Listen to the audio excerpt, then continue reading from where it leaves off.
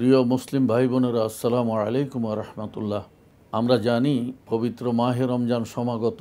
এই মাহে রমজানকে আল্লাহ তাআলা মুসলিম জাতির জন্যে, তাদের ক্ষমার জন্যে, তাদেরকে জাহান্নাম থেকে মুক্তি দিয়ে জান্নাতি করার জন্যে এত বেশি কর্মসূচি দিয়ে আল্লাহ তাআলা এটাকে সমৃদ্ধ করেছেন, যেটা যদি আমরা সঠিকভাবে পালন করতে পারি যেই কর্মসূচিগুলো, তাহলে অবশ্যই আমরা ইনশাল্লাহ লাভবান হব, অর্থাৎ আমাদের পরকাল সার্থক হবে, আমরা জান্নাত অর্জন করতে পারব।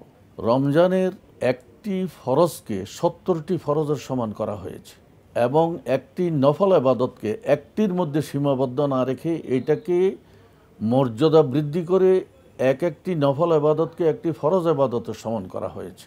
আল্লাহ তাআলা এই একটা অফার সুযোগ আমাদের সামনে এনে দিয়েছেন যে একটি রমজান আসে প্রতি বছর, যে তোমরা তোমাদের অতীতের যে সমস্ত ফরজ ওয়াজিব ছুটে গিয়েছে সেগুলি তোমরা পূরণ করে নাও।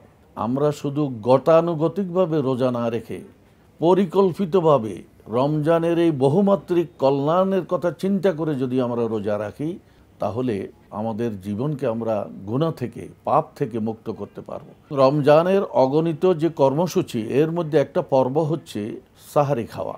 আল্লাহ রসুল সাল্লাল্লাহু আলাইহি সাল্লাম বলেছেন, তাসাহহারু ফাইন্না ফিস সুহুরি বারাকা, তোমরা সাহারি খাও, কেননা সাহারির মধ্যে আল্লাহ তাআলা অপরিসীম বরকত রেখেছেন।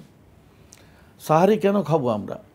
সাহারি খাবো রোজার উদ্দেশ্যে, আমাদের শরীরে শক্তি সঞ্চয় করার জন্য।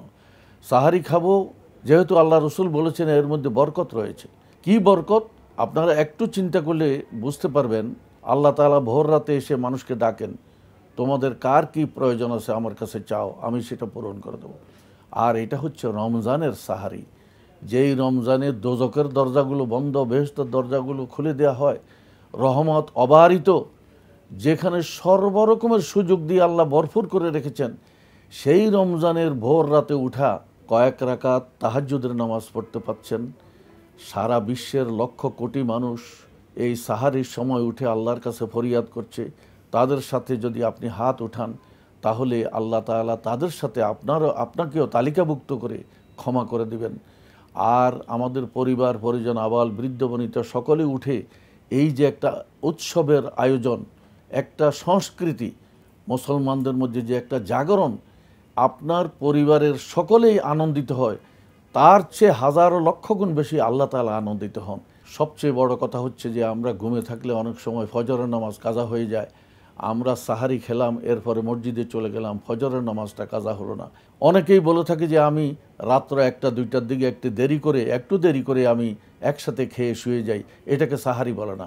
সাহার শব্দের অর্থই হচ্ছে ভোর রাতে ওঠা। ওটার দ্বারা সাহারের কোনো কল্যাণ আসবে না এবং এটার দ্বারা কোনো উপকৃত হতে পারবে না।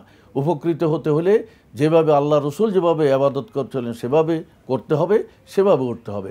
আল্লাহ তাআলা আমাদের সকলকে ভোর রাতে জাগ্রত হয়ে ইবাদত বন্দেগী করার এবং সাহারি খাওয়ার আর আল্লাহকে ডাকার, ফজরের নামাজ জামাতে পড়ার তৌফিক দান করুন। আমিন। ওয়া আখিরু দাওয়ানা আলহামদুলিল্লাহি রাব্বিল আলামিন।